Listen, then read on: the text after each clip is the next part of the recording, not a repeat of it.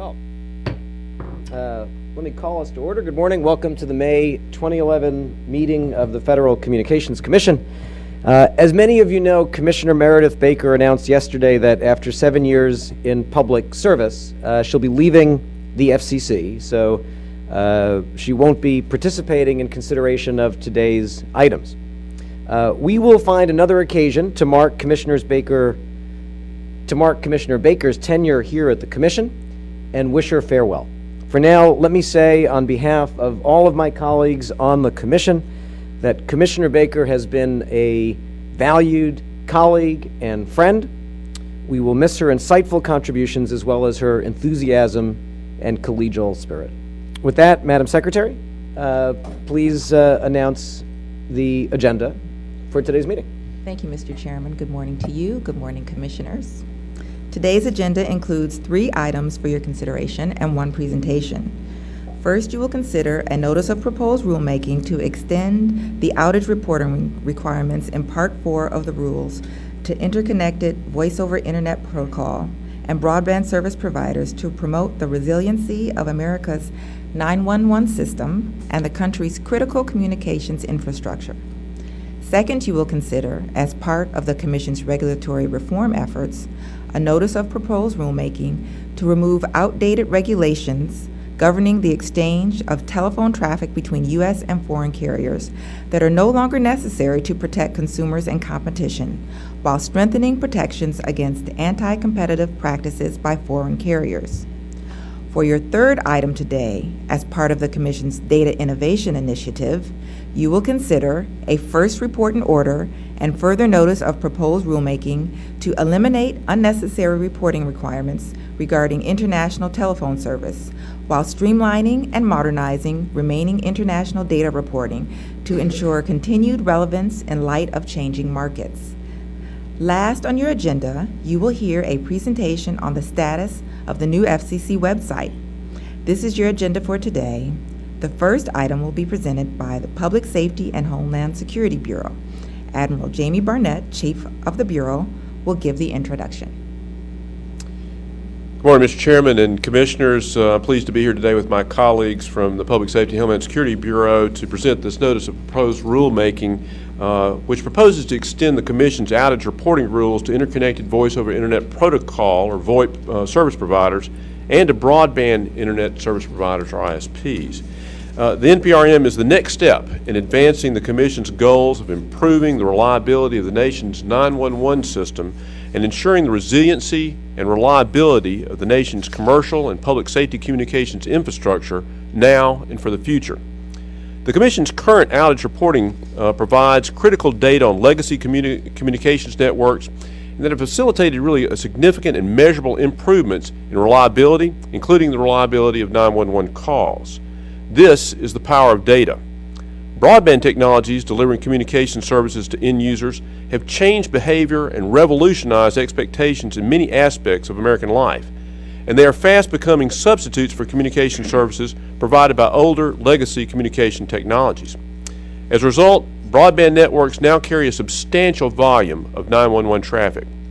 The Commission's existing outage reporting requirements, however, only extend to services delivered over legacy communication systems, communications technologies. As a result, the Commission is currently unable to ascertain the reliability and the resiliency of services based on these new technologies upon which Americans already depend. There is a critical need to be able to track and analyze significant broadband outages to ensure we're doing everything we can to improve the resiliency and the reliability of the 911 system. We simply need to extend the success of the current outage reporting for traditional communications to the technologies that people are now using. The notice of proposed rulemaking we present for your consideration today is a critical step in addressing this need. With me at the table are Jeff Goldthorpe, Associate Bureau Chief for Cybersecurity and Communication Reliability, and he's also the Acting Chief of the Cybersecurity and Communication Reliability Division, Lauren Kravitz, Deputy Chief of the Cybersecurity and Communications Reliability Division, John Healy, Assistant Chief, Cybersecurity and Communications Reliability Division, Greg Intosha, Legal Counsel in CCR, and Vernon Mosley, who's our Senior Engineer in the Cybersecurity and Communication Reliability Division. Mr. Intosha will present the item. Good morning, Mr. Chairman and Commissioners. The notice of proposed rulemaking that we present this morning proposes to extend the Commission's communications outage reporting requirements to interconnected VoIP service providers and broadband internet service providers. Extending the rules as proposed would lead to improvements in the public's ability to complete 911 calls and would promote the reliability of the nation's critical communications infrastructure. Section 615A1 of the Communications Act, executive orders, and presidential directives make clear that the Commission has an obligation to ensure the resilience and reliability of our nation's communications infrastructure. Obtaining this additional outage reporting data and subjecting it to analysis are critical to fulfilling the FCC's responsibilities in this regard. For example, during Hurricane Katrina, the FCC's outage reporting data was relied upon heavily as the federal government's best source of information on the status of critical communications infrastructure in the disaster area. Commission staff analysis of outage reports regularly leads to facilitating network improvements with reporting providers. In the case of wireline providers, estimated lost 911 calls due to wireline outages are down approximately 50% from peak. The Commission's work was instrumental in this reduction, which would not have been possible without the bigger picture of network performance resulting from reporting and sharing data among Commission and industry network experts. By extending the reporting requirements as proposed, we expect similar gains with respect to reliability of 911 calls that rely on interconnected VoIP and related broadband facilities. Under this proposal, both facility-based and non-facility-based interconnected VoIP service providers and broadband internet service providers would be required to report significant outages. The NPRM seeks comment on proposed technical thresholds to define the conditions that would trigger a reportable outage. To ensure that the rules would treat different types of providers appropriately, we address separately and seek comment on different thresholds for interconnected VoIP service providers, broadband internet access service providers, and broadband backbone internet service providers. The proposal takes into account the differences between ISP and legacy systems and seeks comment on how reporting thresholds for broadband-based services would differ from those for legacy services. The NPRM also addresses issues of process and protection of information and seeks comment on applying the existing outage reporting process for legacy systems to interconnected VoIP service providers and broadband internet service providers. Now, what this means is that outage reports under the proposed rules would be filed electronically through the Commission's Network Outage Reporting System, or NORS. With respect to protection of information reported, the NPRM proposes and seeks comment on affording confidential treatment to reporting filed in NORS. The NPRM before you today also seeks comment or seeks information on the cost and burden of extending outage reporting requirements as proposed, including what types of information these providers are already collecting and whether there are ways to tailor the rules more narrowly or to obtain information important outage information without resorting to mandatory reporting. In conclusion, the notice of proposed rulemaking that we present this morning seeks to provide the Commission with greater visibility into and situational awareness of our nation's 911 system. This greater visibility and situational awareness are crucial to the strengthening of our nation's communications infrastructure. Extension of our current reporting rules in this manner will benefit all Americans by ensuring that our 911 system is available when disaster or other emergencies strike. The staff recommends adoption of the notice of proposed rulemaking and requests editorial privileges. Thank you.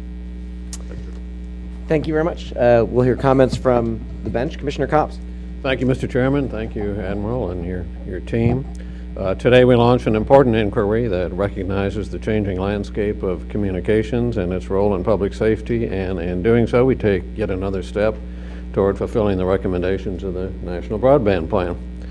We're reminded again in recent weeks how critical communications are in times of crises. Increasingly, we rely on IP-based services to make our emergency calls and to obtain critical information.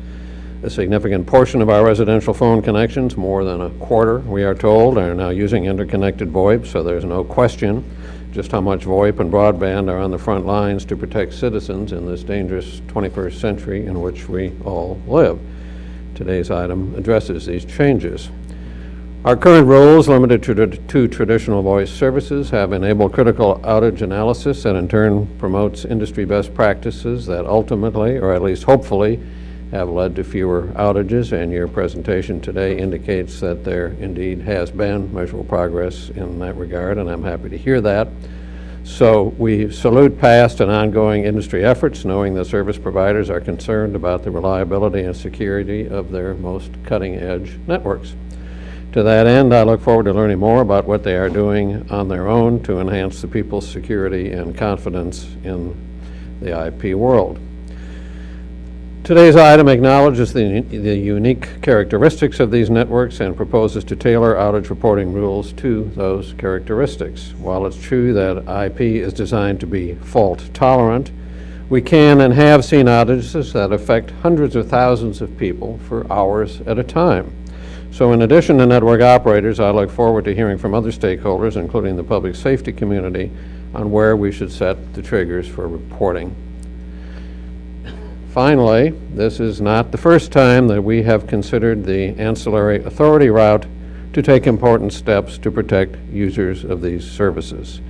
I would be remiss if I didn't say this is not my preferred approach, and I hope that one day soon the Commission will look more broadly at the proper classification of voice over Internet protocol.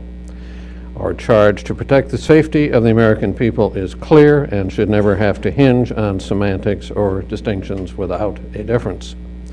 Nevertheless, I am hopeful that we will be able to find the support we need to take the necessary steps in this critical arena. I want to thank the Chairman and the Public Safety and Homeland Security Bureau for bringing us this notice. It shows, I think, that we take very seriously our charge as an agency with significant public safety responsibilities. Thank you. Thank you, Commissioner Cobbs. Commissioner McDowell. Thank you, Mr. Chairman. My colleagues and I agree on the vital importance placed on voice calls to 911. All Americans rightly expect their emergency calls to go through, even though most may not understand the technologies involved, how the systems operate, or their regulatory treatment. I'm grateful to all of the commenters for sharing their important insights and marketplace experiences on this topic in response to the notice of inquiry from last April. And I thank the Chairman for his willingness to accept edits that allow for meaningful comment on the Commission's authority to impose outage reporting requirements on broadband internet service providers. In my view, we do not have Congress's authority to act as suggested. On the other hand, I agree that if we are to have rules, the proper way to proceed is through a notice of proposed rulemaking containing the text of actual proposed rules. And again, I appreciate Chairman Janikowski's efforts on this front. Also, we are at the beginning of the rulemaking stage. Final decisions have yet to be made, and the notice contains many questions on the matter of our jurisdiction, not to mention the scope of the proposal. For these reasons, I'm voting to approve this notice and the process, but I am concurring narrowly on the notice's discussion of the Commission's legal authority. But given the importance of this topic, I'm entering this process with an open mind, and I look forward to learning more. And as always, I thank our very talented team in front of us and those behind you for all of your hard work on this matter. Thank you. Thank you, Commissioner McDowell. Commissioner Clyburn. Thank you. With this notice of proposed rulemaking, the Commission takes an important step to improve our nation's emergency preparedness. As the item explains, the President has assigned the FCC the mission-essential function of ensuring continuous operation of critical communication services. Because hundreds of millions of Americans use broadband internet service networks, and a growing number of Americans use interconnected VoIP services, these networks need to be at the top of the priority list when it comes to ensuring continued operations of critical services. The proposed outage reporting requirements also enable the Commission to meet congressional mandates. Section 615A1 of the Communications Act gives the Commission authority to modify its regulations when necessary to ensure that IP-enabled voice service providers allow their customers to make 911 calls. Last year alone, there were a number of instances where interconnected VoIP service customers lost service for several hours. In one case, a carrier experienced an outage in which more than 1 million customers lost interconnected voice service for more than 4 hours. In light of these experiences, it is appropriate to propose outage reporting requirements that allow the Commission to monitor whether interconnected VoIP providers are satisfying their statutory obligations. The reporting requirements will also promote the reliability of broadband internet and interconnected VoIP networks and allow us to satisfy statutory obligations to promote the deployment of these networks. I also commend Chairman Dennikowski and Admiral Jamie Barnett for their leadership in initiating this important proceeding. Thank you, Commissioner Clyburn. Earlier this week, I had the privilege of joining New York City Mayor Michael Bloomberg, FEMA Administrator Krech and other officials to announce PLAN, the new Personal Localized Alerting Network. PLAN is a free service that will allow consumers with enabled mobile devices to receive emergency alerts on their mobile phones, alerting them of imminent threats to safety in their area, wherever they are, and on devices that they have with them.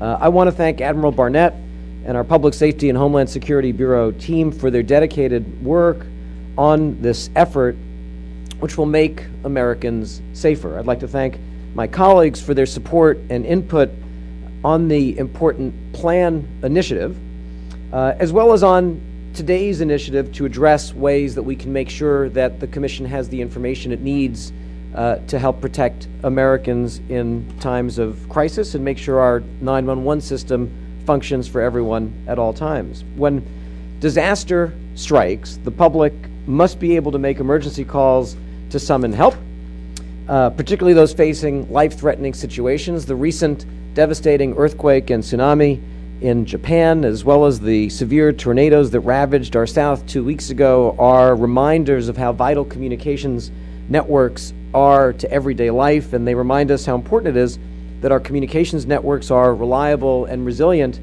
in emergencies. The FCC, along with our federal, state, and local partners, has important responsibilities to ensure that our nation's critical communications infrastructure remains working in times of crisis. Our current outage reporting requirements have been remarkably successful. Within hours of Hurricane Katrina hitting land in 2005, the Commission's outage reporting data quickly became the federal government's best source of information about the conditions of critical communications infrastructure in the disaster area. That information improved first responders' situational awareness, helping them quickly understand the damage that had occurred and speed their response. Our outage reporting requirements have also helped us make our nation's 911 system more reliable and resilient. Every day, more than 2 billion calls travel over America's communications network. Compiling and analyzing outage reporting information from these networks has helped refine industry best practices, which in turn has reduced the number of communications outages across several categories. In the wireline category alone, our outage reporting requirements have reduced the estimated number of lost 911 calls by approximately 50% from their 2008 peak. Using reported information, Commission staff has been able to contact affected providers and establish data-driven collaboration. The American communications landscape is changing. Unfortunately, our existing outage reporting requirements extend only to services delivered over legacy communications technologies, the traditional landline phones connected by copper wire, and not to service delivered over broadband platforms like Voice over Internet Protocol or VoIP. American consumers, businesses, and government increasingly rely on broadband networks and services, and broadband networks today carry a substantial volume of 911 traffic. Since 2005, the Commission has required providers of interconnected VoIP services to supply 911 emergency calling capabilities to their customers as a mandatory feature of the service. Today, nearly 30% of residential calls are made over VoIP and other broadband-based platforms. So if Hurricane Katrina were to happen again, or if there were another attack on American soil, we simply wouldn't have the facts to ascertain the impact on our critical communications infrastructure, even though we had that kind of information in the past. We wouldn't know if people could call their hospital, their fire stations, or their local police departments to get help. Our actions today flow from the Communications Act, which assigns the FCC important responsibilities with respect to public safety communications. Our proposal is also about fulfilling the critical role that the Commission has been assigned in the nation's emergency preparedness and response efforts. Indeed, a presidential directive directs the Commission to ensure continuous operations and reconstitution of critical communications and services. A key component of living up to this responsibility is knowing when and where the communications infrastructure is not working. So we have an obligation to consider these issues and make sure that we understand what the issues are and that we're in a position to fulfill our responsibilities under the Communications Act and under the presidential directive. The recent events in Japan confirm the importance of tracking and analyzing significant broadband outages. The Ministry of Internal Affairs and Communications in Japan, the FCC's Japanese counterpart, collects information not only about significant wireline and wireless outages, but also broadband outages. Because of this, immediately after the disaster, the ministry was able to determine that approximately 500,000 broadband circuits were disconnected or unavailable and were able to take appropriate steps. As we consider the record that will be developed in this proceeding, we'll be mindful of our statutory authority, of the constraints that providers face, as we have for years, while implementing our existing outage reporting requirements. We'll also seek through this record to develop a deeper understanding of how outages can be minimized and emergency communications can be made more reliable. These matters will become even more important as we transition to and implement Next Generation 911, which is a priority for the Commission. I thank this team for this important step forward, another delivery of a recommendation in the National Broadband Plan. I thank each of my colleagues for their work on this item, which has made the NPRM that we released today better, and I think will produce a better, stronger record and guide us as we consider appropriate steps forward. So thank you, and with that, let's proceed to a vote. All those in favor say aye. Aye. Approve in part, concur in part. All those opposed say nay. The ayes have it. The Bureau's request for editorial privileges is granted. We thank you very much for your ongoing work on these important issues. Thank you. Madam Secretary, please announce our next agenda item. Mr. Chairman and Commissioners, items 2 and 3 on your agenda today will be presented together by the International Bureau. Item 2 is entitled International Settlements Policy Reform, Joint Petition for Rulemaking of AT&T Inc., Sprint Nextel Corporation, and Verizon, modifying the Commission's process to avert harm to U.S. competition and U.S. customers caused by anti-competitive conduct. Item 3 is entitled Reporting Requirements for U.S. Providers of International Telecommunications Services, Amendment of Part 43 of the Commission's Rules. Thank you very much. Whenever you're ready. Good morning, Mr. Chairman, Commissioners. This is the first time as Bureau Chief that I've actually had the pleasure of having my International Bureau team present items at an open commission meeting without other bureaus being part of our presentation. So it's the first time, and I'm very proud today to present 2 items that will eliminate unnecessary regulations and reporting requirements currently imposed on U.S. international service providers. The first item would eliminate the international settlements policy, a long-standing Commission policy that continues to apply to certain international routes. We believe that the international settlements policy now may hinder efforts by U.S. carriers to negotiate agreements that would reduce rates for telephone service. The proposal before you would build upon Commission efforts to give U.S. carriers the flexibility to negotiate agreements with lower international calling prices. I believe that this NPRM is an example of where we are a victim of our own success. We instituted policies that fostered the development of a highly competitive international services market that have now negated the need for the international settlements policy. The second item would eliminate dozens of reporting requirements on U.S. carriers and would seek comment on how the Commission can modernize its remaining international data collections. This action is part of the Commission's Data Collection Innovation Initiative, which began last year to ensure that data collections are consistent with Commission needs and avoid unnecessary burdens on entities subject to Commission oversight. I'd like to thank the International Bureau's Policy Division and our front office staff involved in preparing each of these items, including Kim Cook, Dave Krech, and then we also have John Copes and Mark Uretsky, Sean O'Moore, Kathy Shue, Linda Blake, David Strickland, and Troy Tanner, all of whom worked very hard to produce these items. I'd also like to thank our colleagues in the other bureaus, Wireline Competition Bureau, the Consumer and Government Affairs Bureau, Office of General Counsel, and the Office of Strategic Planning and Policy Analysis for their assistance in these items as well. So with me at the table today are Jim Ball, Chief of the Policy Division, and he wasn't, in spite of rumors, he was not in existence when the first ISP was actually introduced years ago, but he is by far the expert in the whole agency on this. Kim Cook, Senior Attorney, also in the Policy Division, Dave Krech, Associate Chief of the Policy Division, Mark Uretsky, Industry Economist in the Policy Division, and John Copes, Attorney Advisor also in the Policy Division. I think we have a quorum of the Policy Division, which is our smallest division at the International Bureau. And Kim and David today will present the items for the International Bureau, and Kim will first present the Notice of Proposed Rulemaking on International Settlements Policy Reform. Good morning, Mr. Chairman and Commissioners.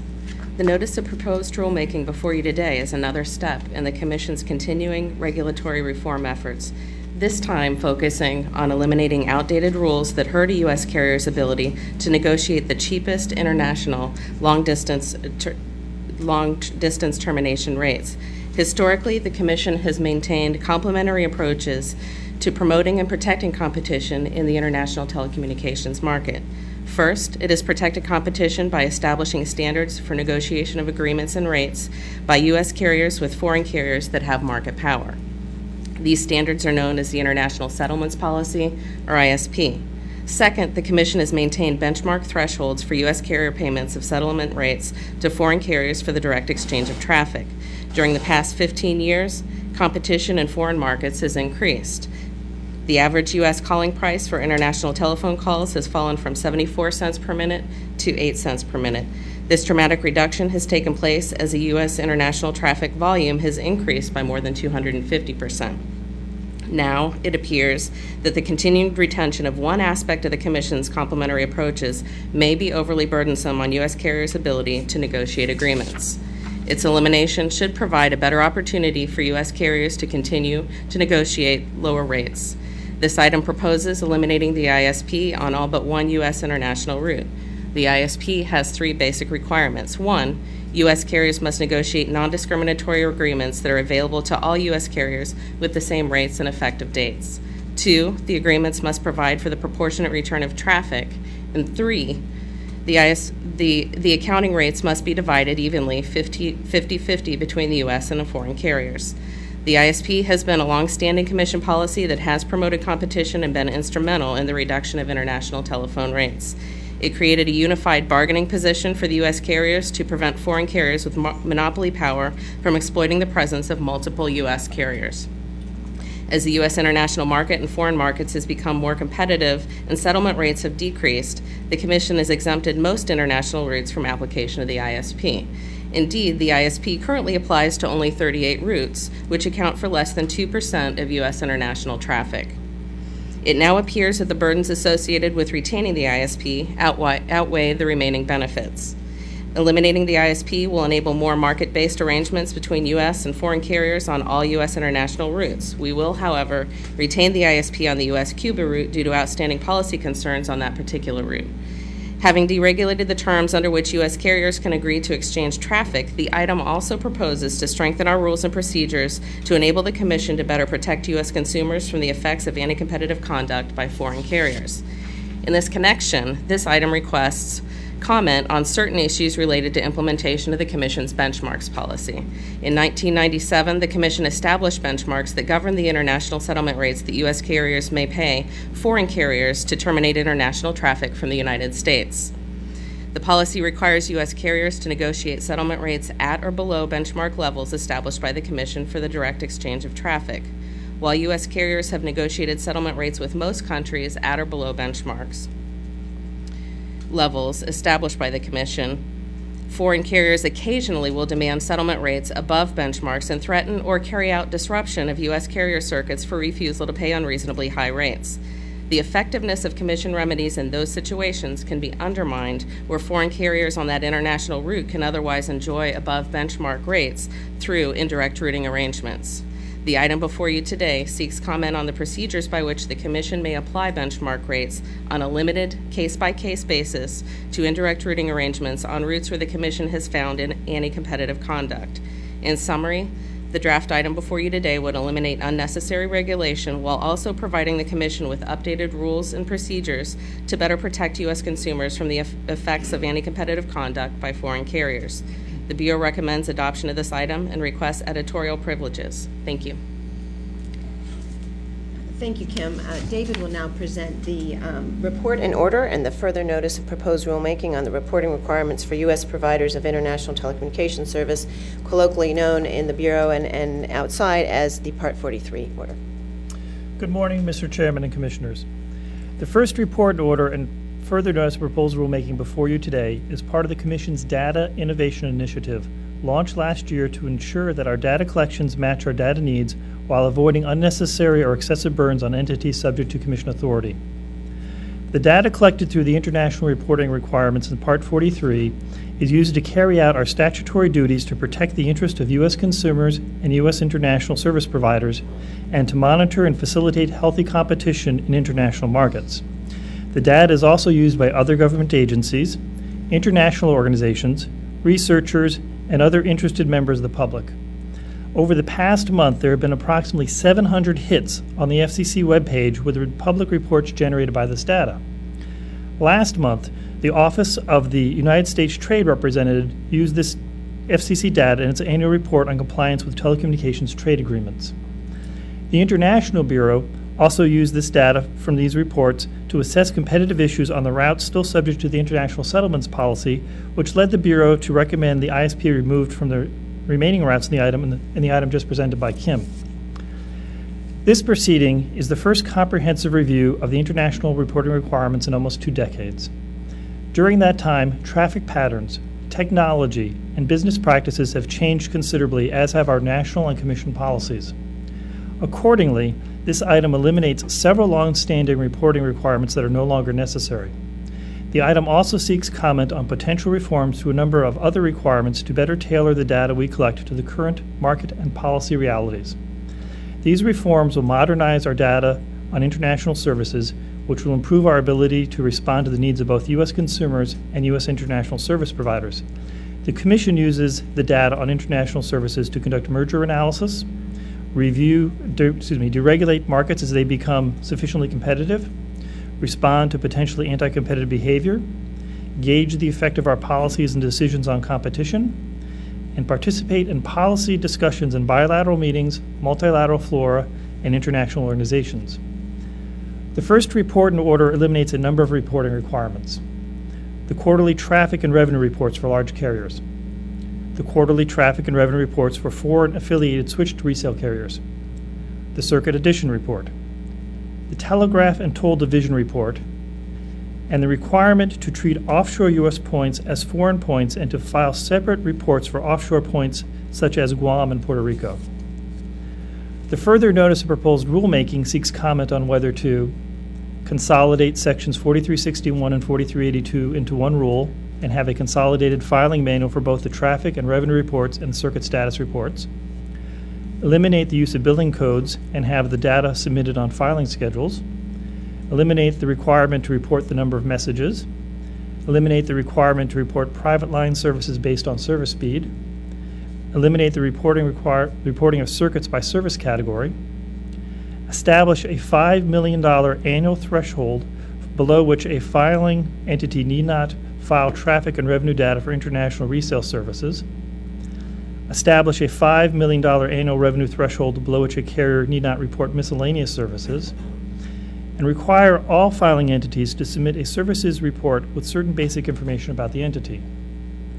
The item also seeks comment on whether the growth in the use of interconnected VoIP services to place international phone calls and the use of non-common carrier circuits for international services prevents the Commission from getting an accurate picture of the international telecommunications market unless we collect data on those services. Finally, the item seeks comment on how to treat data that is filed with a request for confidentiality. In making these proposals, we have endeavored to strike a balance between the need for data and the burdens imposed by the reporting requirements. These changes should greatly reduce the burden on smaller carriers and the complexity and detail of information filed by the largest carriers. At the same time, these changes should ensure the Commission has the information we need to carry out our statutory duties.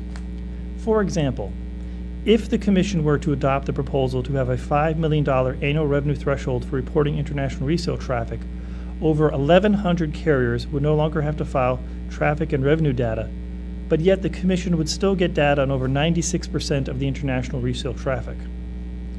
The Bureau recommends adoption of the item and requests editorial privileges. Thank you very much, David. And thank you very much, Mr. Chairman and Commissioners. That concludes the presentations today. I did have one final note, if I could add. I'd like to thank John Giusti, who throughout his long career at the International Bureau, he must feel like he's given birth today to some of these items, as they were, I think they were gestating when he was up in the front office as the Deputy Bureau Chief and also as acting Chief itself, as the Bureau Chief. So thank you, John, and we wish you very good luck in your future endeavors. Thank you very much. Commissioner Copps? Well, we'll talk about the birther issue a little later. Thank you, Mindel and Kim and David and all of your splendid team who worked so hard on this. I am pleased that these two items before us recognize and act upon the substantial changes that have taken place in international communications over the last 20 years and which continue even as we sit here meeting today. Obviously, it's important that our SEC policies always evolve to stay on top of the changing global communications world. I believe that Commission policies over the past 2 decades have been an undeniable success, providing more certainty and protection for American consumers and lower rates for American consumers when they enter the world of international communications. And there have been, in my time here, some pretty nettlesome cases that you folks have had to work your way through, and it's not easy work, I know that. In those instances where we saw conditions that allowed foreign carriers to abuse their market relationship with U.S. carriers, the Commission has generally delivered relief in ways that have been both wise and sound. We need to remain vigilant in this space. It's only through good information, constant oversight, and prompt response that we will avoid further problems in this global arena. So I am pleased that we will be assessing our procedures and safeguards so that we will be better able to address anti-competitive behavior by foreign carriers in an expeditious way, while also eliminating some outdated regulations regarding international traffic. We know that in the last decade, the number of U.S.-billed international calls has increased some 220%, I'm told, and that more than 70 billion minutes were recorded in 2009. While this increase has had a significant impact on settlement rates, we need to continue examining the data to ensure that these savings are passed on to consumers. It's also important, I think, that we are revisiting our findings in the 2004 ISP reform order that blockage or disruption directly harms the public interest. Since that time, routing has grown much more intricate and complex, and I'm glad we are examining these changes and teeing up questions as to what extent partial circuit blockages constitute anti-competitive behavior. We're also moving forward to modify the data reporting requirements for international carriers to be more in sync with the reality of today's markets and to better respond to the needs of the Commission as we seek to promote competition and the benefits of international communications to American consumers. Although technology and markets change, our fundamental regulatory responsibilities remain constant. I want to thank the Chairman and the International Bureau again for their efforts on this issue and for their continuing vigilance to protect American consumers and American enterprises through workable, fair, and efficient rules and policies in the global marketplace. Thank you. Thank you. Commissioner McDowell. So the headline today will now be John Giusti gives birth. So you all got that over in the press gallery. Okay. In my view, of course, it's always a bright day at the Commission when we can remove from our books unnecessary and outdated rules. This agency should constantly scrutinize its regulations to ensure that legacy mandates do not inhibit investment and innovation or impose undue costs that are always ultimately paid for by consumers. Today, the FCC takes a small but positive step towards eliminating unnecessary reporting requirements regarding international telephone service. The Commission is also issuing a further notice seeking comment on streamlining remaining international data reporting to ensure our rules are relevant in light of a rapidly evolving market. Furthermore, we are also voting on a companion notice of proposed rulemaking on potentially eliminating the international settlements policy altogether. This notice recognizes the fundamental progress made in the marketplace while also asking important questions on areas where the Commission may need to maintain a more active presence. All of these measures have my full support. I thank Chairman Janikowski for scheduling these long pending, or now long gestating, I guess, proceedings for a vote. Are we going to give them names? I don't know. Ideally, we would have eliminated a greater number of mandates. I'm thus hopeful that we will complete our work to review the outstanding reporting requirements in an expeditious manner. So I look forward to more birthdays. And thank you, many thanks to the IB staff and everyone there, and congratulations on this being your first solo IB-only presentation in a very long time. Thank you. Commissioner Clyburn. Thank you. While tempting, I will stay on course. Today, the Commission takes a number of important steps to update rules that will protect American consumers from anti-competitive conduct in the international communications market. The International Settlements Policy, or ISP, was adopted to protect consumers from anti-competitive behavior on international routes at a time when, in most countries, telephone service was provided by only one company. As the notice explains, increased competition on international routes has resulted in a substantial reduction in settlement rates that U.S. carriers must pay their foreign counterparts. Because of changes in the market, U.S. carriers contend that the restrictions inherent in the ISP have actually impeded their efforts to negotiate lower rates on certain routes. When a policy could lead to unintended adverse effects against consumers, then it is time to change that policy. Therefore, it is appropriate for the Commission to initiate this proceeding.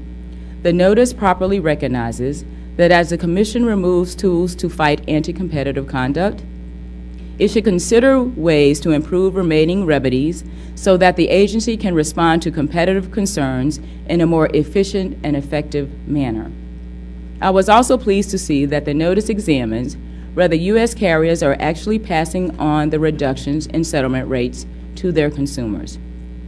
The Part 43 item takes a principled, well-reasoned approach to examine the international communications marketplace and eliminate those requirements, such as quarterly reports, that are no longer necessary to detect anti-competitive market distortions. The order also properly retains the annual traffic and revenue reports because they remain necessary for the Commission to meet its statutory obligations with regard to the review of license transfer applications and to protect U.S. consumers against anti-competitive conduct. I commend Mindel de la Torre for her leadership on these issues and her staff at the International Bureau for their hard work on these two items. Thank you, Commissioner Clyburn. Thank you to the team. Today, the FCC takes important steps to eliminate outdated policies and unnecessary regulatory burdens. We propose to deregulate the market for international phone calls. We eliminate 5 collections of data regarding international communications and propose streamlining and modernizing other data collections. These steps are part of our broader efforts to streamline and modernize the Commission's rules, reduce unneeded burdens on the private sector, while ensuring the right policies and data collections are in place to enable the Commission to carry out its statutory duties.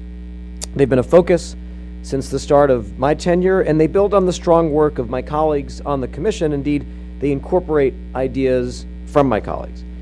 These efforts that we've been working on at the Commission include launching our Data Innovation Initiative, which is designed to ensure the Commission's policies are fact-based and data-driven, working on a consolidated licensing system, which would provide a single portal of access to all FCC licensing systems, making it easier for radio stations to certify compliance with our technical rules, identifying ways to reduce barriers to broadband infrastructure deployment as part of our Broadband Acceleration Initiative, eliminating unnecessary restrictions on the use of certain spectrum bands, and launching a comprehensive review of our current telecommunications regulations, seeking public comment on which regulations are no longer necessary or in the public interest.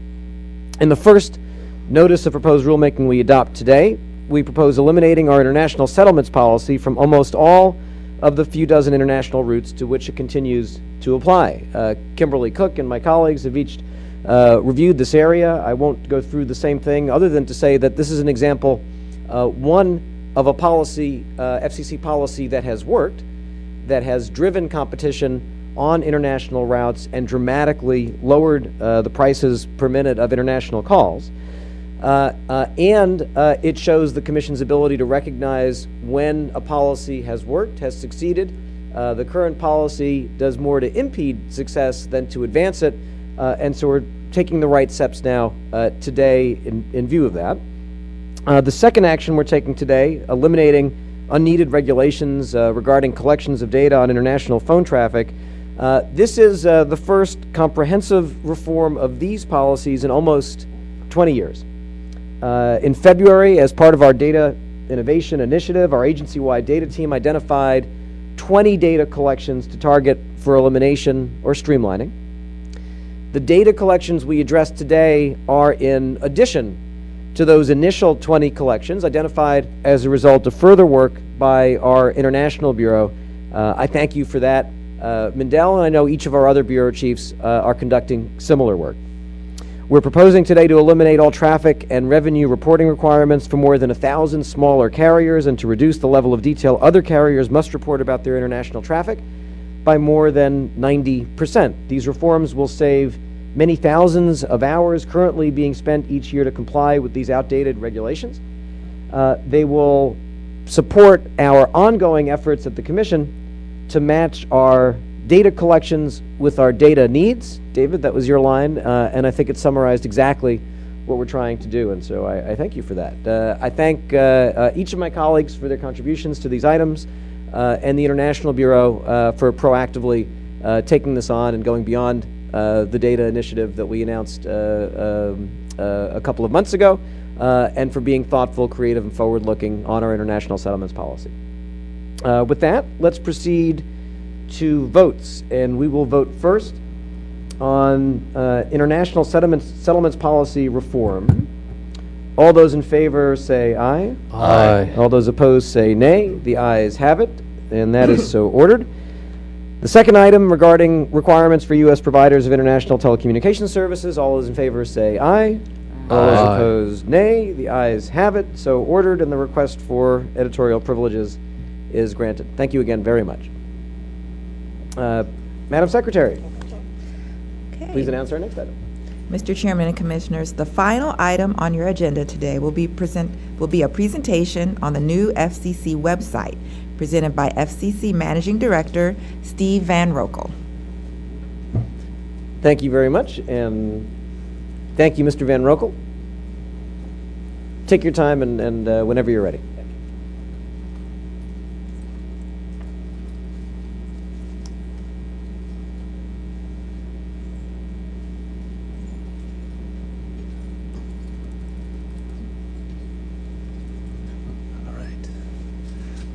Feels a little lonely up here. Tell me about it.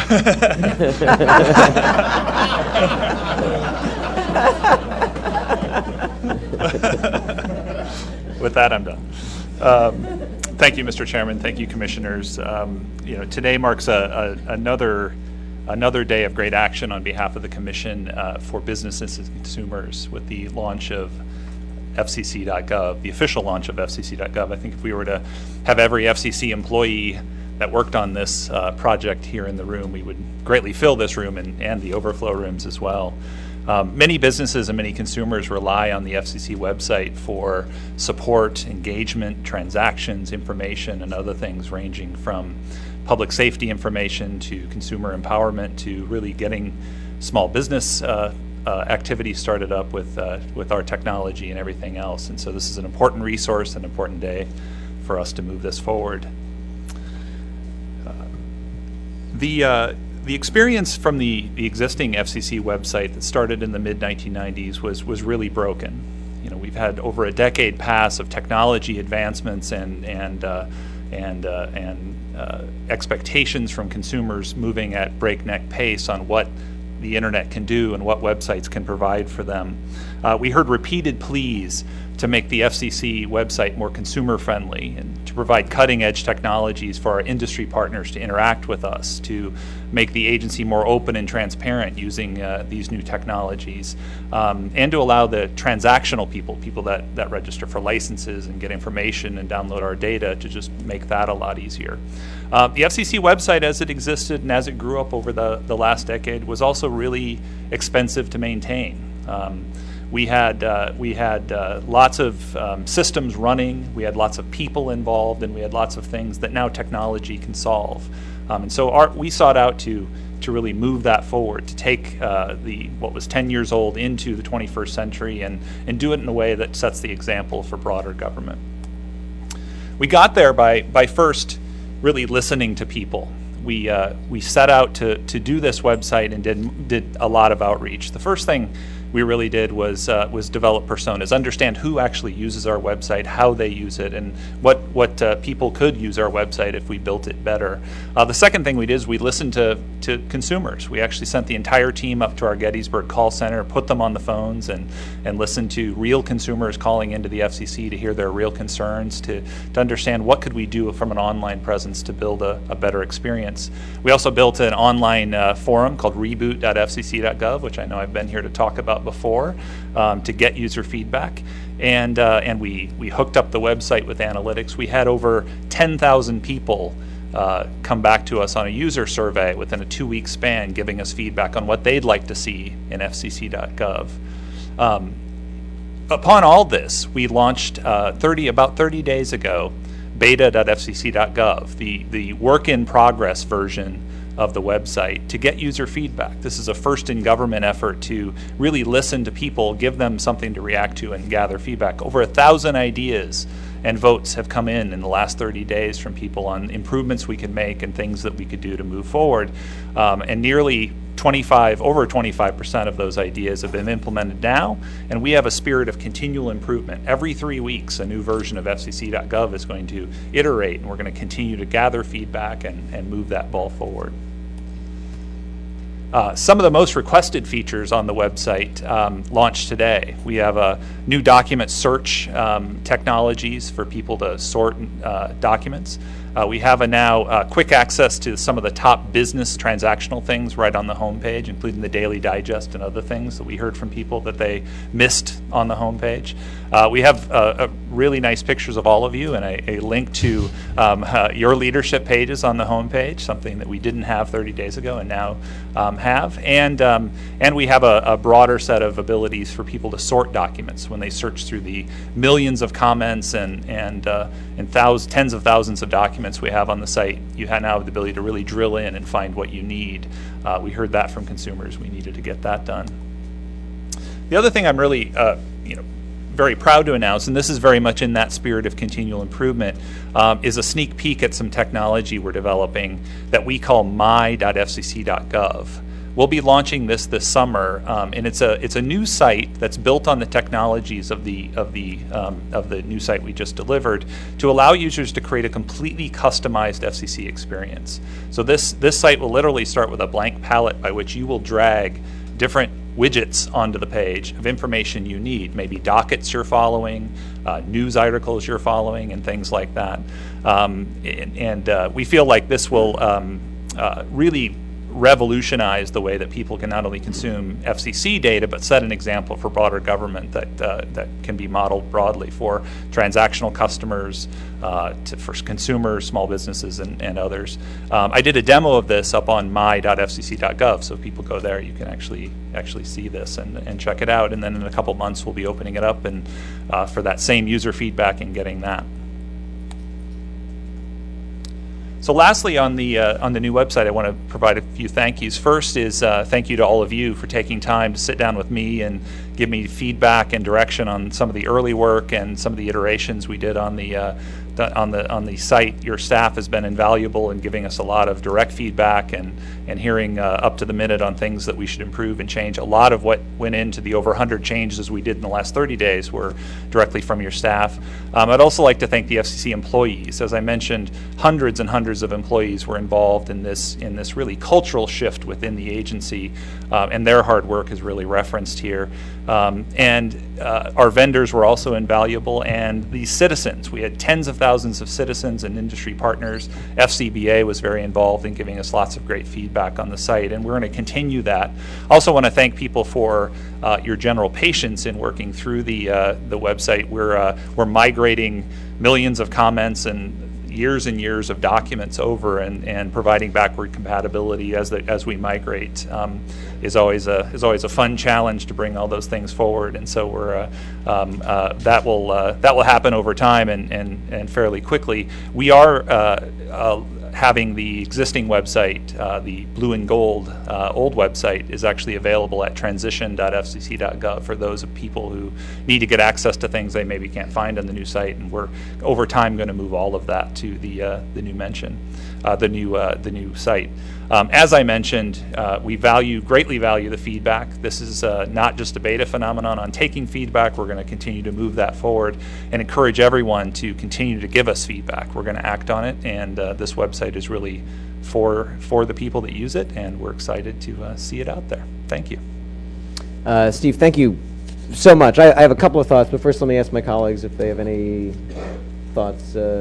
I think this is great, and it appears, Steve, that you have really kind of set the gold standard among agencies of government in setting this up, so I thank you for that. I think most of all I want to thank the chairman. This is a kind of a cultural shift for the commission, and I think it bespeaks a new era of openness and transparency and the ability of non-traditional stakeholders finally to have some easier avenues of ingress and participation in the affairs of this commission. I especially appreciate your reiteration of this is constantly in beta, because the success of it is just keep modifying and improving as we go along. But it looks excellent. I think it's a major contribution to the work of this commission, and eventually will translate into enhanced credibility for the commission, but most of all as a tool for enhanced citizen participation in the affairs of the commission. So I think I know the many people who helped you in this. It was a team effort, and I think it was an excellent effort, and we are all in your debt for it. Thank you very much. Go ahead, please.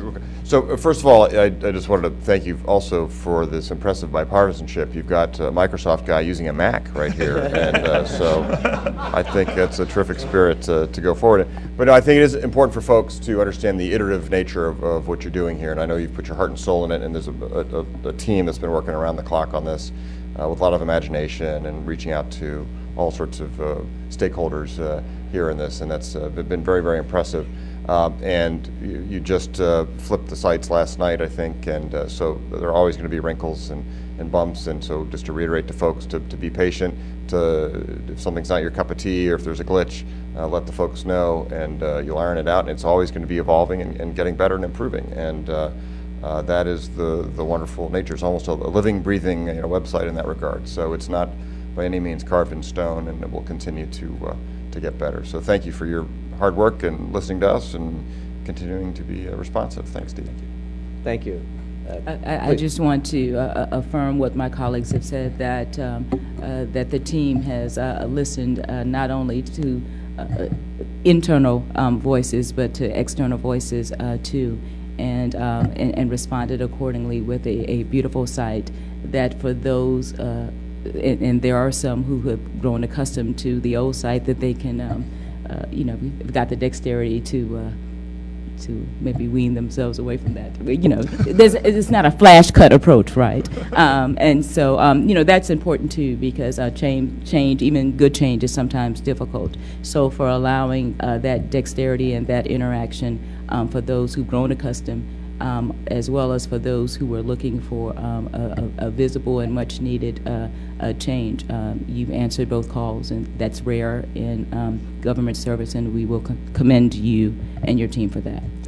Thank you very much. This really is a big day. In the late 1990s, the FCC was one of the first, if not the first, agencies to launch a website, and in its day, it was a very good website, and in fact, it won an award for best website. This is 97, 98. Unfortunately, the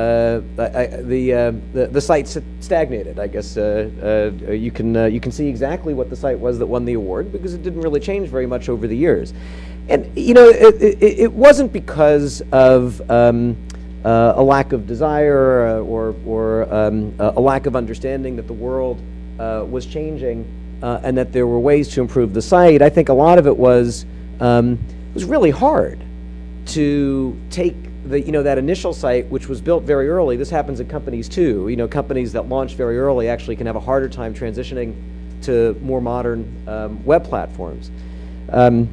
And I just think it's a real testament, Steve, to you, your team, all the employees of the FCC who worked on this, that it's done. It's done the way that it is. It's consumer friendly. It's citizen friendly. It's business friendly. It's practitioner friendly. It's researcher friendly. It incorporates best practices from the private sector. It's a model for excellence and leadership in government. It's designed so that we don't repeat the mistake of the late 1990s and put something up that's static. I really commend you not only on getting the beta launch 30 days ago, but on and all the input that led into the beta, but on being so open to input in the last 30 days and actually making as many changes as you have, even between then and now. And also for your ongoing commitment to make sure that this website isn't only on a snapshot basis today excellent, but that it continues to be excellent, reflecting the best input that we get, the most value to the public shareholders of the FCC on into the future. So I just appreciate this on many levels, and I'm very appreciative of all the outside participants in this who gave us input. We had excellent participation from the FCBA. We had excellent participation from individuals around the country, researchers, academics. You ran a terrific process to get all that input. I remember when we talked about this early on, part of the vision was we wanted to create a website, a web presence that not only hyper-served the people around Washington who use it every day, and that's part of what we really should do, but that also opened the door to input from people around the country, whether it's a small business that has something to tell us, an engineering academic or an engineer at a company anywhere in the United States.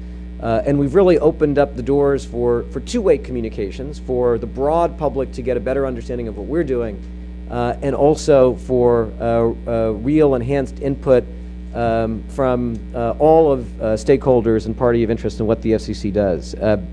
As you said, this was very much a very broad FCC-wide effort, and will need to continue to be for it to work. I do know that there are some people in the commission meeting room today who've worked very hard on this. I see some members of the, oh, you stood up. I was about to ask you all to stand up. Don't go anywhere. I want to ask all the people in the room from our new media and technology team who've worked on the website to just rise for a minute and accept our appreciation for the hard work and commitment that went into this.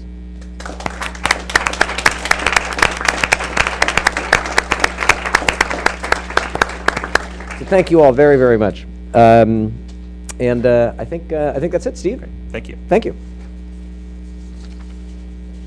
And let me ask my colleagues if there are any announcements.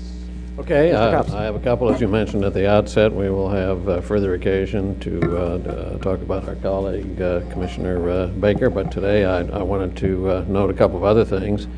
The first is not really an announcement because it was announced a while ago, but this is the first agenda meeting that we've had since the announcement, and that has to do with recognizing our friend John Giusti and noting his imminent departure to London and the GSM Association there. We have already had a number of opportunities to vet John and to talk about him, and I suspect there will be more, so my challenge is sort of like Elizabeth Taylor's fourth husband. I know what I'm supposed to do, but I don't know how to make it interesting.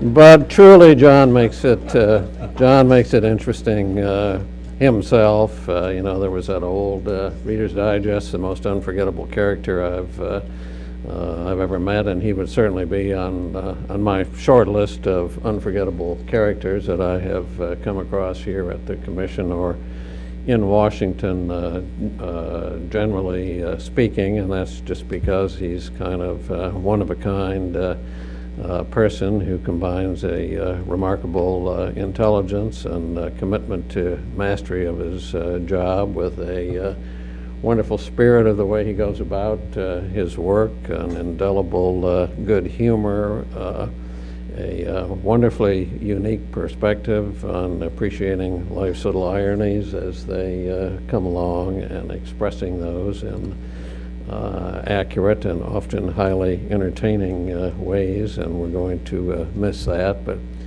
he has served this commission for a long time, back to the mid-90s. He's had a couple of stints in my office, most recently as chief of staff, and he was an absolutely superb chief of staff. He has served, when I was acting chairman, as acting bureau chief of the International Bureau. We had been for a long time. Anybody who's been overseas with John knows his mastery of the world stage and how to move good policy forward and how to massage the sometimes inflated egos that one meets in the course of doing business around the world. So we're very much in his debt. He's been a wonderful colleague and will remain a wonderful friend and a member of the COPS family. And I would like to ask him to stand and take a bow. And I know this might be embarrassing, but you know, pretty soon you're going to have to curtsy, so this is just practice.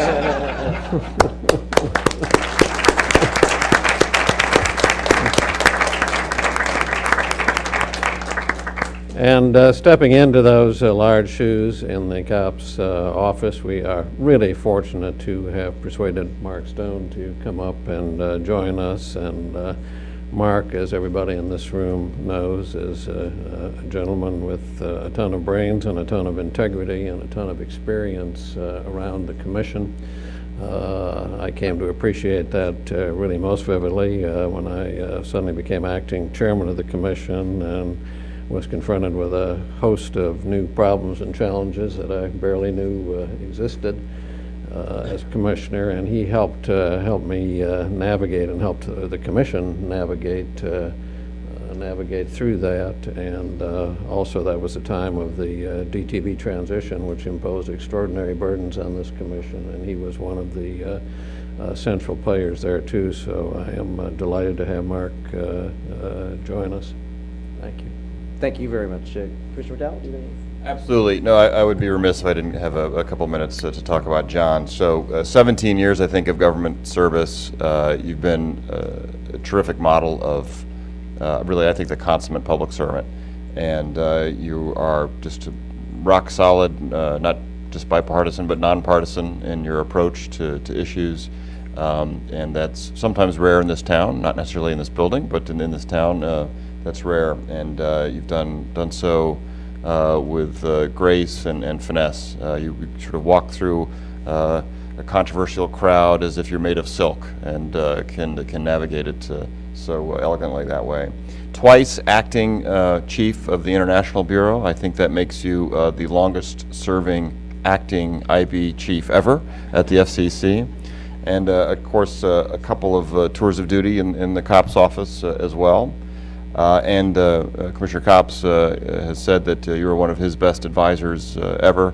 And a little revelation, he's actually been one of my best advisors ever as well in the McDowell office. We've relied on you for so much over the years.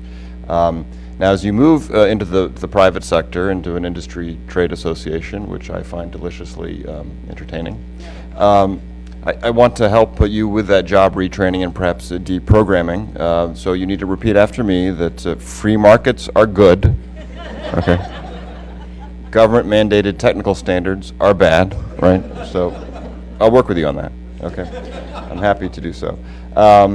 But in all honesty, it's been absolutely wonderful having you. I know my Italian-American Chief of Staff, Angela Giancarlo, is very sad to see you go as well, but now we've got a friend in London who also will spend a lot of time in Barcelona, so there might be some road trips to those cities, who knows, just to visit you. But Angela needs to relax. There are other paisans. Mr. Sinelli remains on the 8th floor. We also have Dave Grimaldi, Maria Gaglio, and others on the 8th floor to help with the Italian-American quotient as well. But Godspeed, John. You've been terrific. Thank you. Commissioner Clyburn. John, there is a story that I hope you don't take the wrong way, but you're so wonderful until I know you won't. There's a friend of mine, I consider him a friend. He was born in D.C. actually, that's a general manager of one of our car dealerships in Charleston. He said to me during one of our many conversations that the best day of his life is when he hires his best salesperson, and the second best day is when he fires him. And I say that in a modified form here, that it's very rare that example is not true. But you're an exception to that rule, that the very best day, one of the very best days for this agency is when it brought you on 17 years or so ago. And then one of the saddest days for this agency is when you will depart. But you've got 1,750 persons who admire you, who wish the best for you, who are happy that you're making a transition in which will further reveal and let others know just how much you meant to this agency and just how talented you are. London and the rest of the world will know in a different form and fashion how talented you are. So I know that, the commissioner mentioned that you have and will work with some inflated egos on the international front. You didn't have to work with any inflated egos on this front, but we will miss you. You really have been a partner and a friend to our office, and we wish you the best. And come home as often as you can, because we will come over as often as we can. Thank you. The best. Thank you, John. Look, let me add my warmest wishes. It's really been a pleasure. It was a pleasure for me when I started as chairman, succeeding Commissioner COPS, to have someone like you as an advisor to sort through the challenges at the agency. Your wealth of experience has just been a real asset to the agency. I think we're lucky to have figured out a way to keep you here for 17 years, and very grateful for that. Wish you well. I have many stories that I could tell about the very productive, constructive role that you've played on the 8th floor in working through hard issues. I'll just tell you, on behalf of all of us, we really do count on our staff to help make sure that we continue to do our business every day, discuss the hard issues, resolve them, and you've just been such a great asset in that. And Mark, you do have big shoes to fill, but you've just been such a terrific employee at the commission for such a long time, a help and aid to all of us, and I know that Commissioner Copps will be ably served. So thank you to both of you. We wish you well, and congratulate you on finding something where you don't have to learn a new language. And, I have a few welcomes and goodbyes that I wanted to add to the MISC. First, Jessica Almond. And I'm not sure that she's here, but Jessica has been working in the chairman's office, there she is, for several weeks now with special counsel. And we're just so lucky to have your energy and your intellect in our office working on FCC reform issues, including some of the ones we worked on today and others. Jessica's been at the commission for much of her career, starting as a intern at GW Law School, and I know there are other interns here now, and it is a great way to come into the commission. Jessica spent time with the audio division, rose through the ranks of the Media Bureau, became legal advisor to the Media Bureau chief, and has worked in the last couple of years on some of the very most important items and issues that the Media Bureau has had. I just wanted to welcome you publicly and thank you for what you've already done and what you'll continue to do with our office and on the 8th floor. A couple of other welcomes. Tammy Sun has joined the commission as the head of the Office of Media Relations and Communications Director for the agency. I'm not sure if Tammy is here, but I do know, Tammy, that we're very, very lucky to have you. Tammy is just a pro with extensive experience around communications in both the public and private sector. You've already proven yourself to be just invaluable for the commission, helping make sure that we do our job of explaining to the public what we're doing, and really helping to keep the train on its tracks. We're just so thrilled that you're here, and we appreciate you moving from New York to join the commission. And thank you and welcome. Welcome also to Neil Grace, who I see is also here, who has joined our team as press secretary and spokesman for the agency. Neil also has had extensive experience, particularly in technology and telecommunications. You wouldn't know that since he's about 16 years old, but it's true. And experience in the private sector, and just an incredible amount of energy, enthusiasm, along with Tammy. The two of them started roughly on the same day and both got thrown into the tumult of the agency, and just I'm really impressed just from day one. You've taken it all in, and you've just gotten off to a great start, providing a real service to the press and the public, as I said, and helping people understand what we're doing at the agency.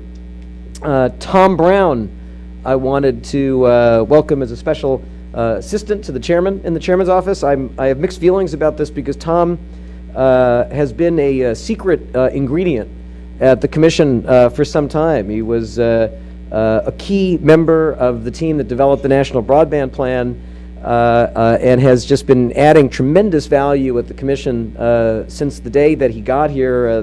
We've been able to keep it a secret, which I think has been good. We see with John what happens when the secret gets out. But Tom, we're just very appreciative to see you promoted, to have you be part of our core team. We welcome you and thank you for your work. Tom has experience at McKinsey and Company.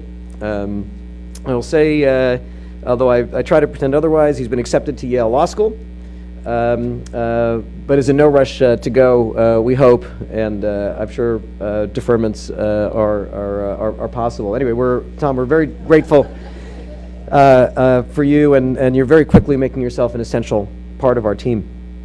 And one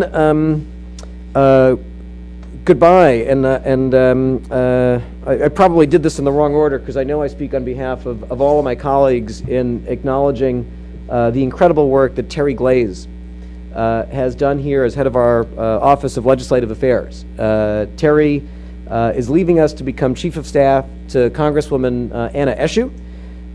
Terry joined when I did, and she's just done a fabulous job running the legislative operations and intergovernmental operations of the agency. Terry came from the Senate, where she had worked most immediately for Senator Pryor, and before that for Senator Byrd.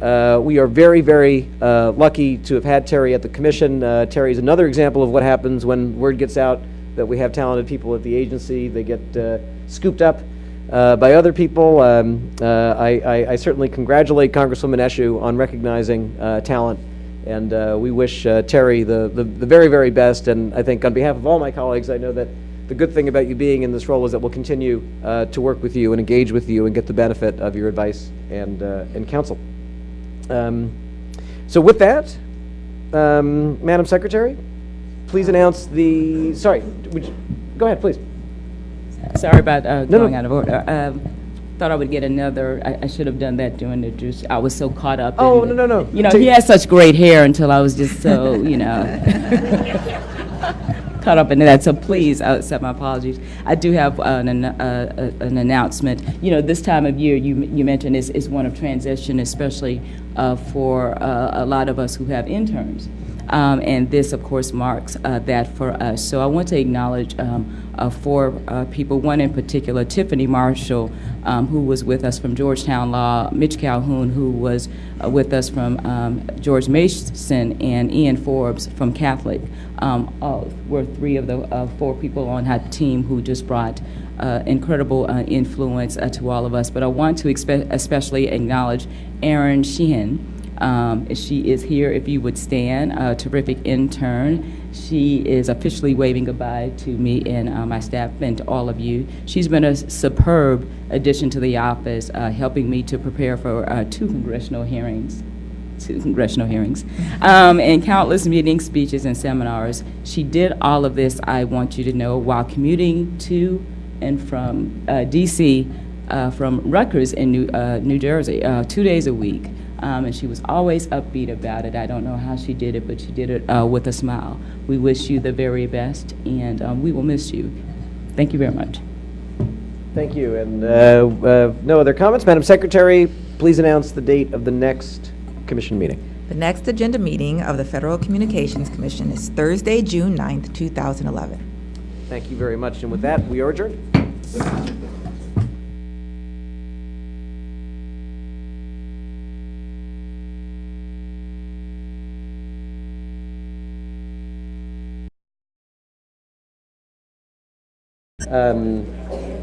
I'm gonna ask. Is this your first commission meeting or second? It's my first. All right. So Inaugural.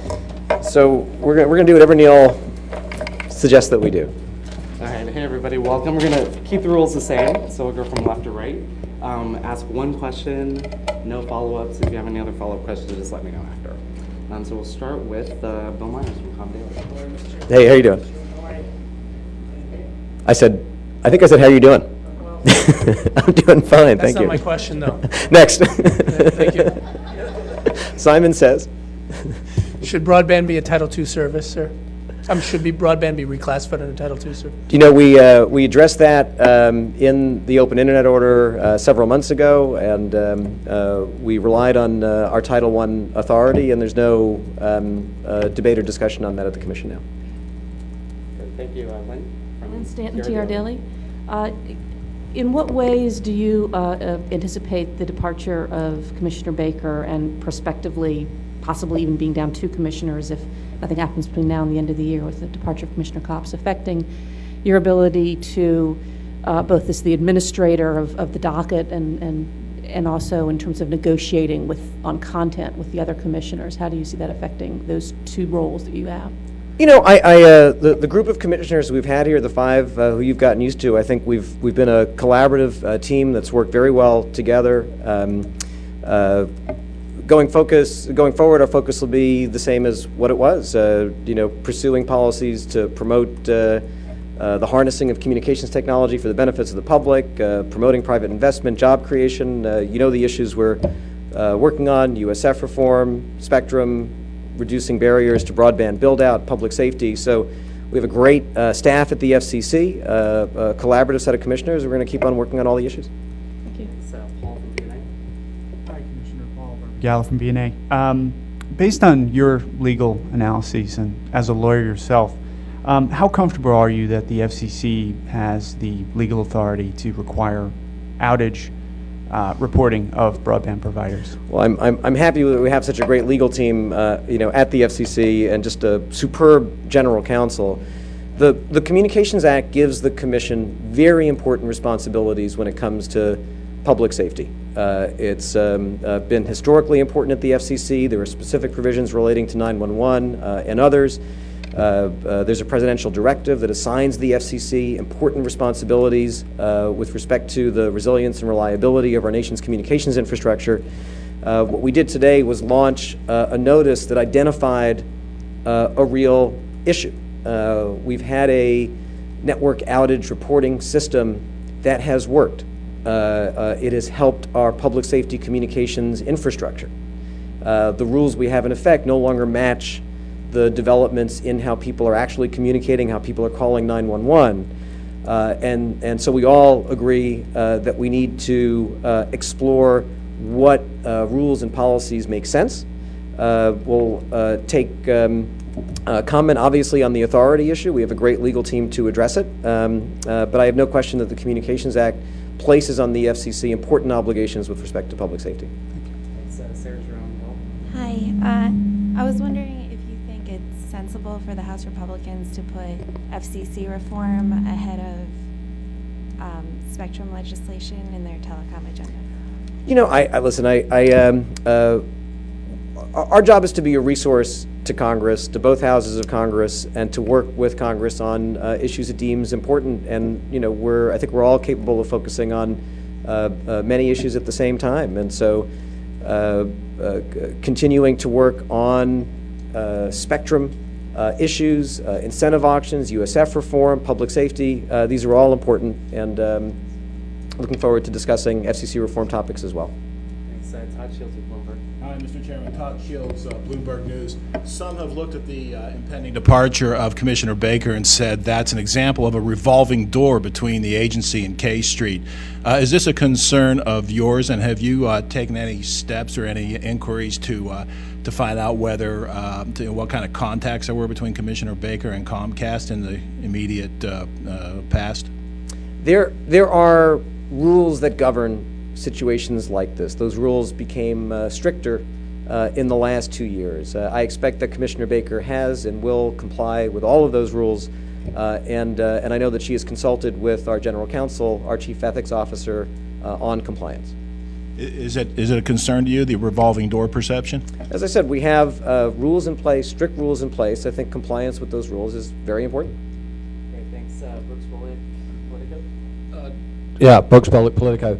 But do the rules affect the person before she takes the job? I mean, obviously she had to be talking to Comcast before yesterday. Well, as I said, Commissioner Baker consulted during the process with our General Counsel, our Chief Ethics Officer. He's available to take questions from you on any specifics, and I encourage you to do that. Thanks. Josh Smith, National Journal. As the House looks at potential FCC reform tomorrow, you've mentioned these rules on revolving door have gotten stricter over the past 2 years. Are they where they need to be at, or is that something that, as Congress, as you look at potential reforms at the FCC, is that somewhere where things need to be changed as well? As I said, I think there are rules in place. There are strict rules. Compliance is very important, and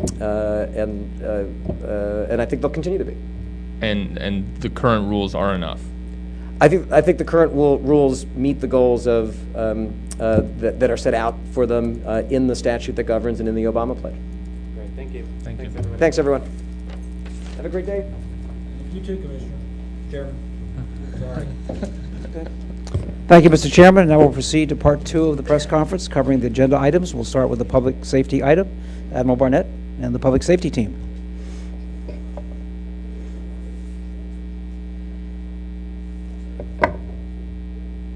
Hey, Dave, who is the ethics officer? Is it Pat Carney in the General Counsel's office. That person. Okay, public safety. it's you. I thought it was you. Any questions? Yeah, after all. I defer to the learned comrade, please. Could you elaborate a little bit on this section 615A1? Was that from the legislation that was just passed a couple years ago, and how exactly does it authorize what you're trying to do here? Yes, I would like for Austin Schlick to elaborate on that. I tried to ask the question long enough to give him time. That was good. Good So bad sign when you lawyer up on the first one out of the box, though. It was the relatively recent legislation. Congress ran out of numbers, so it's 615 little a-1 is actually the section number, and it requires VoIP providers to do what the Commission had already required in its rules. So our rules, I think it was 2005, it may have been 2006, required VoIP providers to provide 911 capability. Congress later did that as part of the Communications Act. The legal view, which you'll see contained in the item when it's released, is that the Commission, under Section 4I of the Communications Act, which is the necessary and proper language, has the obligation to do the things necessary to ensure that the mandates of the Communications Act are fulfilled. And providing that 911 service is one of those mandates. Accordingly, we can do things that effectuate the 911 VoIP mandate. So can I just follow up? So the 615A1 really only goes to the VoIP, the VoIP providers, and then it would be Section 4I that you would go to for the broadband internet access and the backbone? Well, you can't have VoIP without the broadband service. So the idea is that in order to have VoIP 911, you need, and we're talking about interconnected VoIP, I want to be clear here. In order to have interconnected VoIP, you need your interconnected VoIP provider to be working, and you need the broadband provider and the broadband network over which that service is riding to be working. Okay. Thank you. Bill? Yeah. Why isn't Form 477 enough data for you guys on the broadband side of this? Don't broadband providers have to fill out the Form 477? Well, and I might get Jeff up here. I mean, we've had tremendous success on the legacy communication side in improving 911 services, improving the reliability. We get to look at across the network, sometimes across providers, and we've seen sometimes gains as much as the chairman mentioned, a 50% increase in reliability and improvement. We'd like to extend that to interconnected VoIP and ISPs. Anything? I want to. Is your question about why aren't our existing rules enough, or the Correct. data? Okay. So under our existing rules, we only get data about technologies that have been in use for years and years, are still in use, and will be in use for many years to come. But we don't get any data on technologies that are widely used today for services like 911 and for other vital services. So any kind of a VoIP service or an IP-based service, we get no data about that. When the rules were originally written 5 years ago, those were not on the roadmap, so to speak, for us. And now we can't ignore them anymore. So it's time for us to update our rules, and or propose that they be updated, and consider that. So that's the rules that we have in place right now, are probably not where they need to be to deal with the technologies that are being used today. The irony is, with the increased use of interconnected VoIP services, we wouldn't have as good information today if Katrina happened again in New Orleans as we did back then. I mean, that's why we have to address it. That information was absolutely crucial at the time, as the chairman mentioned. Paul? Hi, Paul BNA. In regard to the outages item, what role, if any, do you see states playing in regard to broadband outages, collection, and so on? I don't really see the states playing as much a role in that. So, states may be collecting some data, of their own data. In many cases, it's not the same kind of data that we get. I don't know that they're getting a lot of the stuff that we're asking for here. But other than that, there's not really a direct connection. This certainly doesn't, preempt anything that the states might do. Just for clarification, this item does not contemplate a new role for states oversight collection. No, it does not. I mean, really, we're just talking about extending the current rules to new parties for the new technology. So. Thank you. Mm-hmm. Could you just explain how having this data helps during the crisis? I mean, not to undercut the importance of, backward looking and knowing what happened, but it seemed to me that there was these implications that it would actually help you while a crisis is going on, and could you explain how that works? It's a great question, Lynn. Absolutely. So, I mean, there are phases of this information. There has to be an initial report that has, initial data. It just is not in depth at that point. That information can also be shared with the National Communications System. We can, if it's a disaster, there are other people like FEMA that we can share it with. But the real in-depth data comes later.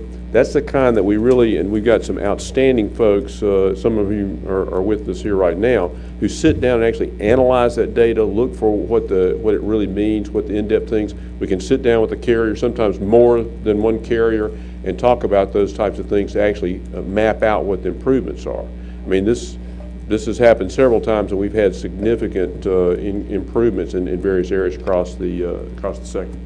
Anything else on that? Brooks? Yeah, I'm not sure about this, but why should the data be confidential? Well, one of the things that we try to do is obviously we're not trying to put it out there so that competitors have advantages where they see other outages and things like that. We get to look at it. It's made confidential to us. Sometimes we can see trends across competitors, but it's not information that competitors would feel comfortable sharing with their other competitors, and that's why the rules provide for that confidentiality. I guess that was kind of what I was trying to get at a little bit. I mean, as a consumer, because your explanation was still more like, well, for improvements down the road, but if I'm right in the middle of a hurricane-devastated region or something else, earthquake, whatever, and I'm a consumer, and this information is being reported, does that help me in any way to know, well, my phone's not working, but if I can find somebody who has a different carrier or is using a different technology, I might. Right. I mean, and limited to the confines of your scenario there. I mean, the most important thing to someone who's in a disaster and their phone doesn't work for a reason is to have that service restored as quickly as possible. So we also have the disaster information reporting system, which is a totally different thing, more in-depth, voluntary system, but it's been very, very useful. But the main thing is for us to be able to get the data and get that person back online as quickly as possible. And for that thing, we've been very successful with the legacy communication system.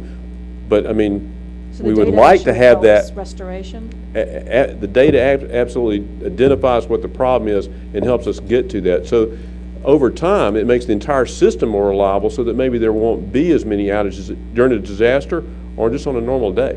Thanks. Mm-hmm. Okay.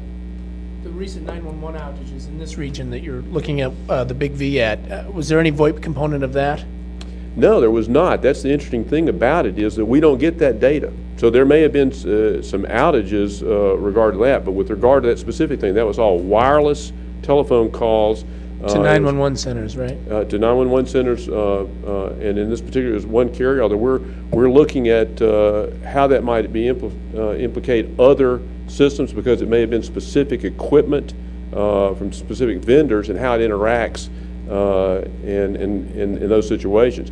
So yeah, I mean that's another example of how we can improve things by getting that data. But with VoIP on January 26th, we have no data because it's not reportable to us. I'm sorry, Admiral, I'm confused by your answer. You said that it was not VoIP, there was no VoIP element in those outages that you're investigating, or there was a VoIP? No, I mean, there was no VoIP information that we got.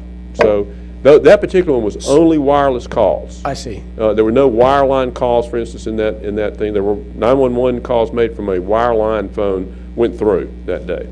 In Montgomery County, we're talking specifically about Montgomery County, right? And I think there was other incidents County. in your correspondence with the Big V. There's other incidents you're referring to. Back in November, there were outages and you're talking about the general footprint of Verizon, right? Well, no, I'm talking, there are other situations where there have been 911 outages. Right. And we certainly deal with, Jeff, how many outages do we get reported on a year? It's hundreds. Yeah, tens of thousands total. Yeah, outage. And understand, these are fairly significant outages. Under our current rule, an outage is reportable at 900,000 user minutes. So that can be, basically, 30,000 users for 30 minutes, and that trips the threshold. So they have to be fairly significant outages. But none of those are VoIP at this point. So that's where our concern lies. So, I'm sorry, Admiral, you don't know how many VoIP calls have been dropped? We do not. We have Okay. no So information currently comes to the commission on that. So the universe, but you know for sure that there are only wireless calls in certain incidences? But so in other words, if my cell phone conks out on a 911 call, you can tell me that that's happened, right? But if my VoIP goes out and I try to reach 911, you can't tell me that happened. Is that your position? Yes, understanding that your first instance of where your wireless phone does not make a 911 call goes through, if that rises to that may just be you're in a underground or something like that. But if it doesn't go through and it is part of a larger outage, yes, we would know that, but we would not know about the VoIP at this particular point. Okay. We need to move on, so I think any other questions, check with Lauren Kravitz, and we're getting into real details now, and we have other bureaus here and the managing director, so I'd like to move on unless there's anything major. Again, Lauren Kravitz will be happy to get into these details after the meeting. All right, thank you. We'll now move to international. Are there questions on either of the items? Let me ask you that first. No questions on either of the two international items? All right, but we do have, Steve, do you want to say something about the... Oh, wait a minute. All right. I'm doing some demos down in the Technology Experience Center that I think you haven't seen yet, so if you want to be interested in seeing that, I'd happy to take you there. Were there any questions generally? Steve, why don't you come to the mic, please? Any questions about the new website? Lynn? I think it's every 3 weeks. Sorry, you said every 3 weeks you have like a new, sort of essentially a new site almost? Well, not a new site. I mean, the features, suggestions we get in, we'll amend those and we'll take those in as inputs, and we'll roll every about 3 weeks. It's called a agile development process. Yeah.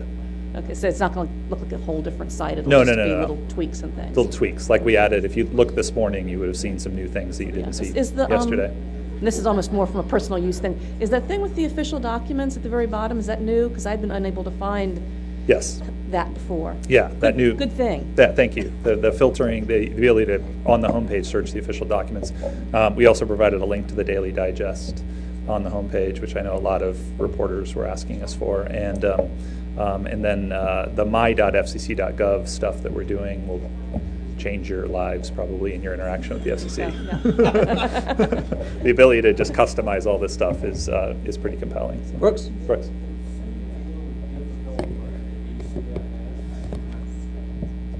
I'm just saying, for those of us that use the ECFS a lot, it's a lot harder to use. Are you to search filings, to Well, the filings? ECFS hasn't changed once you get to the ECFS page. Yep. But So you're saying getting there to the was a link ECF, on the homepage for ECFS, and now that's not there. Is that the? what I you're saying? can't remember exactly how I do it, but Okay. I just know that some of us that use the ECFS, that it seems a little awkward to get there. Okay, that's. Don't change the ECFS too much because I'll be lost. Yeah. Well, ECFS is just going to get a facelift. It's not going to change any functionality. It'll So it'll look different. We also added a.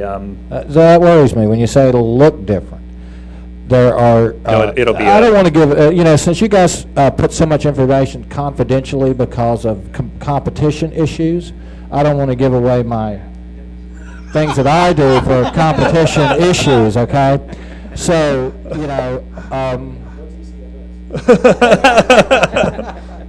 So I'm just, when you say it'll look different, I mean, there are various searches that I use that I don't, you know, I want to make sure that I can still use those searches since I pretty much live and die on the ECFS. Yeah, no, the background will be a different color and the fonts will be slightly different. That's what I'm talking about. But you'll still be able to search by like docket number and restrict it for a date and search. I know you've got an ex parte search function that's new. Yes. But you still be able to search for ex parte and that sort of thing. Yes, and then in the my.fcc.gov that I'm going to show in a few minutes down the hall, we actually created a widget called a docket watcher, and so it actually allows you to just enter a docket number, and it'll be on your home page. And as things change, it'll just update and pull those in. You can have hundreds of them if you want to. Docket. Well, that's. I had one other question, but you guys ask, you know, you want us to log in now and give our email.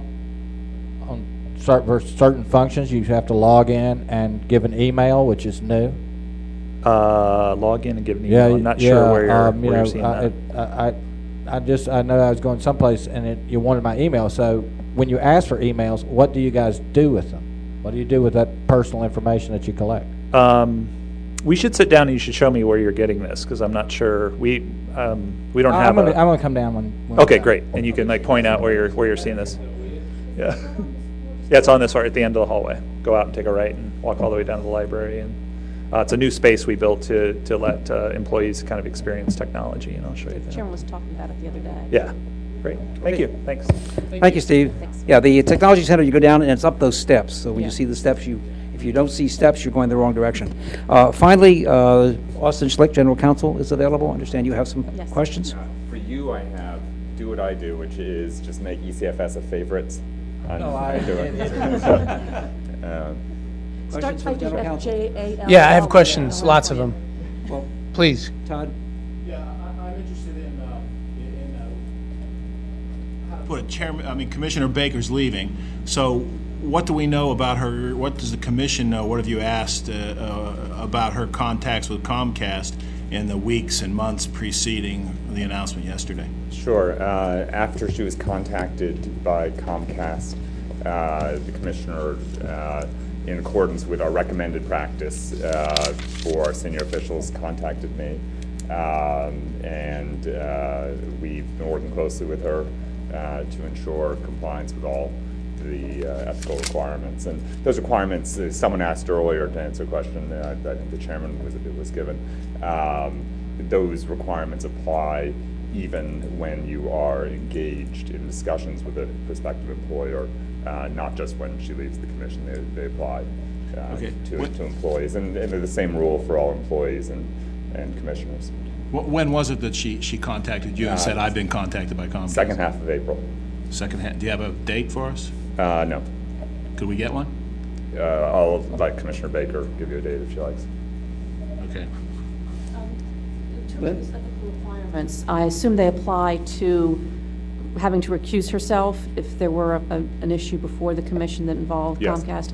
Would it only be proceedings or issues where Comcast was specifically a named party, or would it be any proceeding in which Comcast would be affected, like affected cable? The latter, and then there's an appearances prong on top of that. It's really a two-part test. First, an impact on the potential employer. Second, the appearance. So did she formally recuse herself today, counsel? And if she did, was that on your advice? She did not participate in today's proceedings. Is that a recusal, or?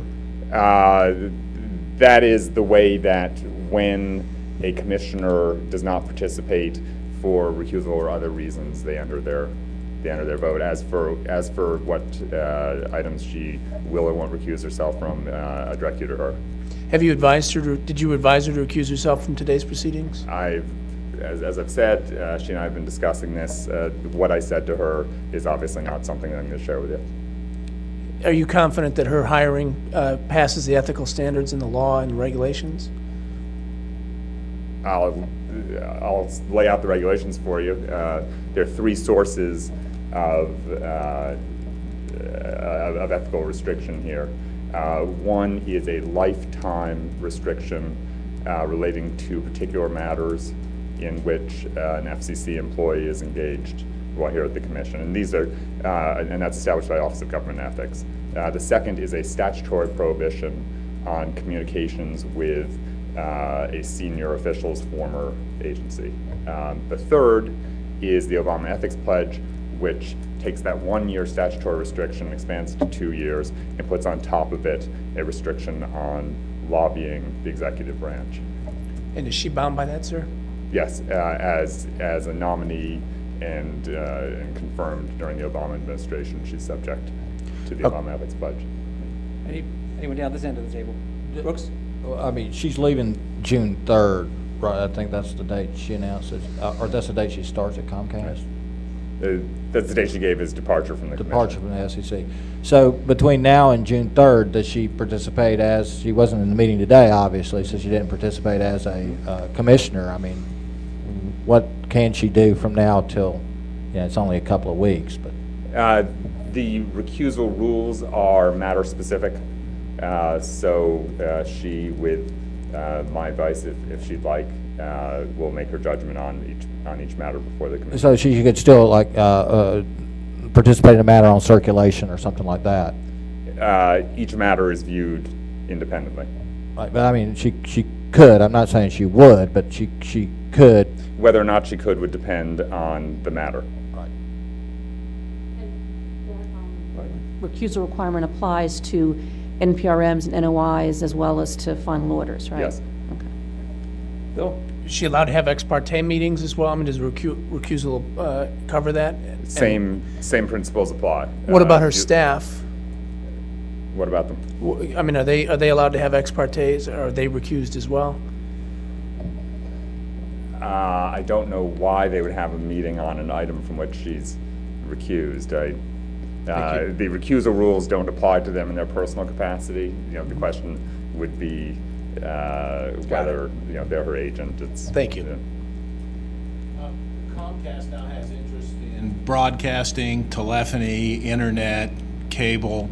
There's a very large universe of things where they're involved. Would it be broadly correct to say she can't participate in any of those big topic areas now for 2 weeks?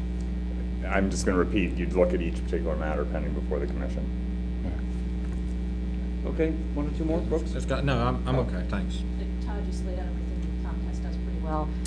I don't think they have any international. Would you have viewed them as being potentially affected by the 2 international items that were dealt with today?